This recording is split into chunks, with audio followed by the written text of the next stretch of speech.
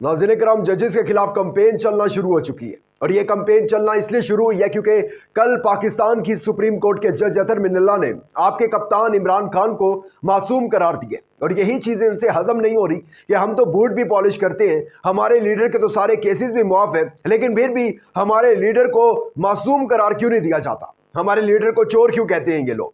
ये तकलीफ जो थी ये पहले भी तब हुई थी जब इमरान खान को पाकिस्तान की अदालतों ने सादिक और अमीन करार दिया था। ये तकलीफ इनको तब भी हुई थी जब पाकिस्तान के साबिक चीफ जस्टिस ने इमरान खान को जब देखा तो कहा गुड टू सी यू। और अब दोबारा से एक दफा जब इमरान खान को मासूम करार दिया गया तो कंपेन जजेस के खिलाफ शुरू हो चुकी है। मरियम औरंगजेब ने आज प्रेस कॉन्फ्रेंस किया आकर, जो कि पाकिस्तान टेलीविजन पर लाइव दिखाई गई है, जिसमें हर्जा सराई की गई जजेस के खिलाफ और कहा गया जी ये तो इमरान खान एक मुलजिम है, मासूम कैसे हो सकता है, इसने तो इंटरनेशनल साजिश की है इमरान खान ने, इमरान खान कैसे मासूम हो सकते हैं। और नून लीग की जो सोशल मीडिया टीम है उसने प्रॉपर जो है वो ट्रेंड चलाना शुरू कर दिए जजेस के खिलाफ कि कसूर सिर्फ जजेस का ये है कि वो हक और सच के साथ क्यों खड़े हुए और उन्होंने इमरान खान को, जो कि बंदा वाकई ही मुलजिम नहीं है, जब तक उसका कोई कसूर साबित नहीं हो जाता, कोई उसका गुनाह साबित नहीं हो जाता, जाहिर सी बात है कि वो मासूम है, तो वो मासूम को मासूम क्यों कहा गया, इनको ये तकलीफ है।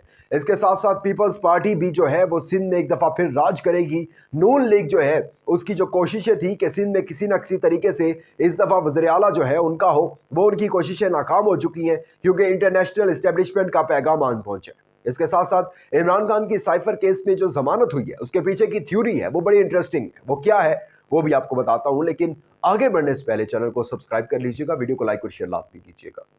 नाज़रीन किराम, आप सब जानते हैं कि कल इमरान खान और शाह महमूद कुरैशी की जमानत हुई है साइफर केस में, लेकिन उसके पीछे की थ्योरी भी जो है वो सामने आ चुकी है। दो तीन थ्योरीज हैं। एक थ्योरी तो ये है कि 2 जनवरी को नवाज शरीफ का फैसला होना है ताहयात नाअहली का, कि नाअहली होगी या नहीं होगी, या वही 5 साल वाला जो है वो प्रोसेस चलेगा। अगर ताहयात हो जाती है तो इसका मतलब तो ये है कि नवाज शरीफ चौथी मरतबा वज़ीर आज़म नहीं बन सकेंगे, इस्तेहकाम का भी जो चेयरमैन है वो कोई और होगा, जहांगीर तरीन साहब नहीं होंगे। लेकिन ये चीज़ मैं आपको पहले ही बता दूँ, आपको पता भी है, लेकिन एक दफ़ा फिर मैं आपको बता दूँ कि नवाज शरीफ को रिलीफ मिलना ही मिलना है इस केस के अंदर। और दूसरी तरफ इमरान खान पर जो साइफर केस है जो कि बेबुनियाद है, कल भी बताया गया, जज ने कहा कि डी कोड होकर मिला है इमरान खान को, तर्जमे वाला मिला है, वो साइफर है ही नहीं। और अगर वो इंपॉर्टेंट इतना था ही तो आप मुझे बता दें कि किस तरह जो है वो जग हसाई हुई है इस वजह से, इमरान खान के इस एक्ट की वजह से। तो साइफर केस का कोई बुनियाद ही नहीं रखता, वो एग्जिस्ट ही नहीं करता। तो अगर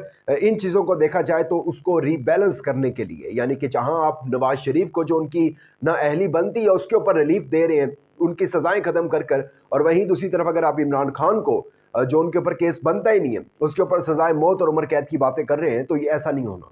आपको इमरान खान को भी साथ लेकर चलना पड़ेगा और रीबैलेंस जो है ना, सब चीज़ों को बैलेंस करके चलना पड़ेगा। एक थ्योरी तो ये है। और दूसरी थ्योरी जो सामने आई है कि कायम मकाम चीफ जस्टिस सरदार तारिक मसूद जो है वो इमरान खान को ज़मानत नहीं देना चाहते थे, बल्कि और दूसरे जजेस जो हैं जो बेंच में शामिल थे, एक मंसूर अली शाह साहब और दूसरे अतर मिनल्ला, जिन्होंने इमरान खान को मासूम करार दिया, वो दोनों जो थे इमरान खान को ज़मानत देना चाहते थे।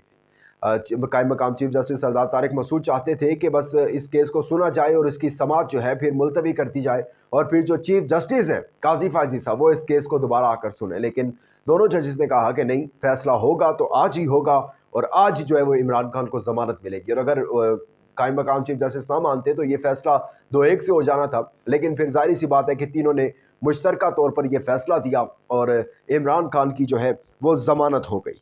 अब ये 2 थ्योरीज सामने आ रही हैं और ये 2 थ्योरीज जो है ये आपस में काफ़ी मैच भी करती हैं कि पहली यही कि अगर नवाज शरीफ को रिलीफ मिल रहा है तो इमरान खान को भी नाकर्दा गुनाहों की जो सज़ा मिल रही है उस पर रिलीफ मिलना चाहिए। और दूसरी यही कि जो एक जज कायम मकाम चीफ जस्टिस है, तासुर अच्छा ना जाता कि एक कायम मकाम चीफ जस्टिस क्यों चाहते हैं कि इमरान खान को ज़मानत ना मिले और 2 जजेस चाहते हैं कि ज़मानत मिले, तो इसीलिए तीनों ने मुश्तरका तौर पर यह फैसला किया। इसके साथ साथ पीपल्स पार्टी के लिए मैदान भी जो है वो तैयार किया जा रहा है। सिंध का मैदान है जहां पर नून लीग जो है बड़ी कोशिशें कर रही थी, इत्तेहाद बना रही थी, MKM के साथ चक्कर लगाए जा रहे थे, GTA के साथ, कि किसी न किसी तरीके से सिंध में भी हुकूमत जो है वो नून लीग की हो और 2/3 मेजॉरिटी जो है वो किसी न किसी तरीके से बनानी थी, चाबी अपने पास रखनी थी। लेकिन अब इंटरनेशनल इस्टेब्लिशमेंट की तरफ से पैगाम दे दिया गया है कि आप पीपल्स पार्टी को नज़रअंदाज ना करें बिल्कुल भी। और जिस तरह से 75 सालों से उनको सिंध की हुकूमत मिलती आ रही है ऐसे ही आपने ये उनको हुकूमत दे देनी है इस दफ़ा भी। ये मुझे कैसे पता चली ये बात? फैसल वाडा जो कि इस्टेब्लिशमेंट के इंतहाई करीब हैं, पाकिस्तान तहरीक इंसाफ के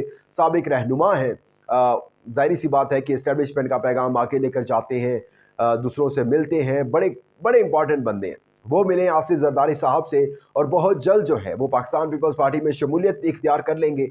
और शमूलियत इख्तियार कर रहे हैं तो क्यों कर रहे हैं ये भी आपको बेहतर पता है। अब तक किसी जमात में शमूलियत इख्तियार नहीं की थी उन्होंने, नून लीग में नहीं की, इस्तेहकाम में नहीं की उन्होंने। अब ज़ाहिर सी बात है कि अगर वो पाकिस्तान पीपल्स पार्टी में शमूलियत इख्तियार कर रहे हैं तो इसके पीछे कोई वजह है जिसकी वजह से वो शमूलियत इख्तियार कर रहे हैं। लेकिन बात यही है, अवाम जो है चाहे वो सिंध की हो, पंजाब की हो, बलोचिस्तान की हो, खैबर पख्तूनख्वा की हो, वो कोई भी हो अवाम, वो इस टाइम इमरान खान को चाहती है। आप बेशक 15 से 20 जो सीटें हैं, नशिस्तें हैं, वो कम कर दें पीटीआई की, आप बल्ले का निशान ले लें, आप डिफरेंट हर एक हथकंडा जो है इस्तेमाल कर लें, लेकिन अवाम की ज़िद, जमहूर की ज़िद जो है वो इमरान खान है। वो इस टाइम इमरान खान को चाहती है। आप बेशक 15 से 20 जो सीटें हैं, नशिस्तें हैं, वो कम कर दें पीटीआई की, आप बल्ले का निशान ले लें, आप डिफरेंट हर एक हथकंडा जो है इस्तेमाल कर लें, लेकिन अवाम की ज़िद, जमहूर की ज़िद जो है वो इमरान खान है। और वो 8 फरवरी को पता चलेगा कि जितने भी इंटरनेशनल इस्टेब्लिशमेंट है या कोई भी इनके लॉन्च की हुई जमातें हैं, उनमें वो जीतती हैं या फिर अवाम की ज़िद। अपना बहुत ज़्यादा ख्याल रखिएगा, अपना इंपॉर्टेंट फीडबैक देना मत भूलिएगा। दीजिएगा इजाज़त। अल्लाह हाफ़िज़।